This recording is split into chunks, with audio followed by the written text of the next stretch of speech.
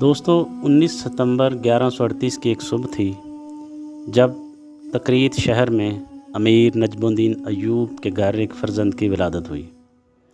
امیر نجم الدین Ayub Tikrit کا حاکم تھا۔ تکریت کا شہر موجودہ عراق کا حصہ ہے جو بغداد سے 140 کلومیٹر اور موصل سے 220 کلومیٹر کے فاصلے پر واقع ہے۔ نجم الدین ایوب نے اپنے بیٹے کا نام یوسف رکھا اور یہی یوسف بعد میں سلطان صلاح الدین ایوبی کے نام سے مشہور ہوا۔ صلاح الدین کا تعلق کرد قوم سے تھا۔ صلاح الدین ایوبی نے مسلمان فاتح سلطان نور الدین زنگی کے زیر سایہ تربیت پائی۔ سلطان نور الدین زنگی کی طرح صلاح الدین ایوبی کو بھی بیت المقدس سے عشق تھا۔ بیت المقدس یہودیوں، عیسائیوں اور مسلمانوں کے لیے خاص اہمیت کا حامل شہر ہے۔ یہودی اسے یوں مقدس سمجھتے ہیں کہ یہاں حضرت سلیمان علیہ السلام نے عظیم الشان عبادت گاہ ہیکل سلیمانی بنائی تھی، اور عیسائی اسے اس طرح جانتے ہیں کہ یہاں حضرت عیسیٰ علیہ السلام نے تعلیم و تبلیغ کا سلسلہ جاری رکھا تھا۔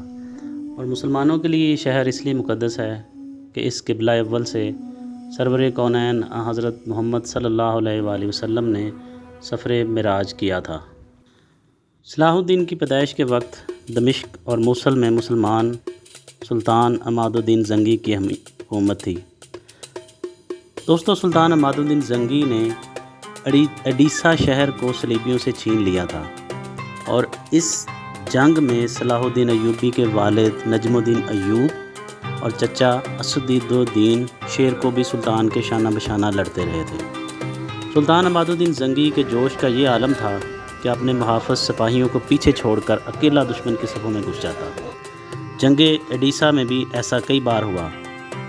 چنانچہ نجم الدین ایوب اور اسد الدین شیر کو نے کئی مرتبہ سلطان کو سمجھانے کی کوشش کی کہ سلطان، آپ خود کو ہلاکت میں نہ ڈالیں، کسی فرما روا کے لیے یہ طریقہ جنگ مناسب نہیں ہے، مگر سلطان عماد الدین زنگی اپنے سپہ سالاروں کو سختی سے جواب دیتا، ہلاکت و عافیت صرف اللہ کے اختیار میں ہے، قبر کی رات تو قبر میں ہی کٹے گی۔ اڈیسہ کی فتح کے بعد مسلمان سپاہی قلعے کی بلند دیواروں کو انسانی خون میں ڈبونا چاہتے تھے، مگر سلطان عماد الدین زنگی نے ایک سخت فرمان کے ذریعے تمام سپاہیوں کو قتل عام سے منع کیا۔ عام شہریوں کے ساتھ ہتھیار ڈال دینے والے سپاہیوں کو بھی ایمان بخش دی۔ سلطان عماد الدین زنگی نے تمام قیدیوں کو رہا کر دیا، اور اڈیسہ کا حکمران جولسن ثانی کسی خفیہ راستے سے فرار ہو گیا تھا۔ دوستو، ایک ہی شکست نے صلیبیوں کے ہوش اڑا دیے۔ اڈیسہ کی فتح کے بعد سلطان عماد الدین زنگی نصرت و فتح کا پرچم اڑاتا ہوا دریائے فرات کے مشرقی علاقے کی طرف بڑھا اور کئی شہر فتح کر لیے۔ ان میں سروج کا قلعہ بھی شامل تھا، مگر کس کو معلوم تھا کہ اس عظیم الشان سپہ سالار کے ساتھ اس طرح سے زندگی کے آخری ایام کس طرح سے گزریں گے۔ وہ 541 ہجری کی ایک سیاہ رات تھی جب سلطان عماد الدین زنگی قلعہ جبر کا محاصرہ کر لیا تھا اور وہ اپنے خیمے میں گہری نیند سو رہا تھا۔ پہرے پر ایک مسلح غلام کھڑا تھا۔ جب آدھی رات سے زیادہ بیت گئی اور ہر طرف سناٹا پھیل گیا تو وہ غلام دبے پاؤں اپنے آقا کے خیمے میں داخل ہوا اور سلطان کے سرانے جا کر کھڑا ہو گیا۔ جب اسے یقین ہو گیا کہ سلطان گہری نیند میں ہے تو اس نے آہستہ سے تلوار نکالی اور پے در پے بہت سے وار کیے، اور 65 سالہ سلطان نے سنبھلنے کی بہت کوشش کی، مگر خون اس قدر زیادہ بہہ چکا تھا کہ تھوڑی دیر میں ہی سلطان عماد الدین زنگی کی شہادت واقع ہو گئی۔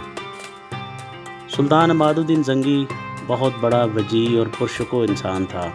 بڑے سے بڑا بہادر بھی اس سے آنکھ ملا کر بات نہیں کر سکتا تھا۔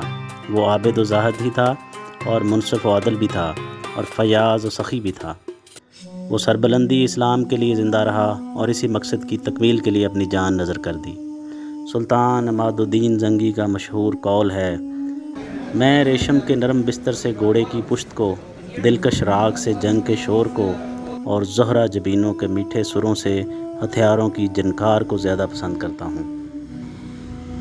سلطان عماد الدین زنگی کی شہادت کے بعد اس کا بیٹا سلطان نور الدین زنگی حکمران بنا، اور اسے بھی بیت المقدس کے ساتھ عشق تھا۔ بیت المقدس کو فتح کرنے کے لیے سلطان صلاح الدین ایوبی کی اس نے اس طرح سے پرورش کی کہ بچپن سے ہی اس کے دل میں یہ خیال ڈالا کہ ایک نہ ایک دن وہ بیت المقدس کو فتح کرے گا۔